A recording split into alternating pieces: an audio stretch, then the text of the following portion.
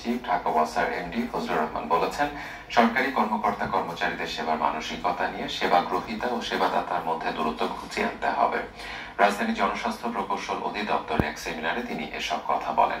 German ভিত্তিক সংস্থা water integrity নেটওয়ার্কের অর্থায়নে পানি ও স্যানিটেশন ব্যবস্থাপনায় শুদ্ধাচার নিশ্চিতকরণের প্রকল্প পরিচালনা করে NGO Forum for Public Health, Web Foundation, Bangladesh Water Partnership, টাস্কো এবং বাংলাদেশ ওয়াটার পার্টনারশিপ।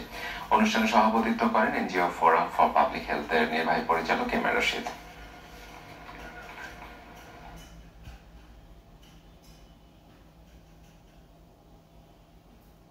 সেবা দেওয়ার ব্যাপারে আমাদের একটা সরকারি কর্মকর্তা কর্মচারী আমরা যারা আছি বা যারা অন্য অন্য অফিসে আমরা চাকরি করি, তাদের কেন জানি মনে হয় সেবা করিতে আসলে এখানে একটা গ্যাপ তৈরি হয় সবসময়।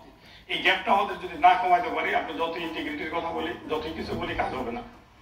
এই যে ইন্টিগ্রিটি আর একটা চমৎকার জিনিস, এই পানির ক্ষেত্রে এটা সবচেয়ে গুরুত্বপূর্ণ।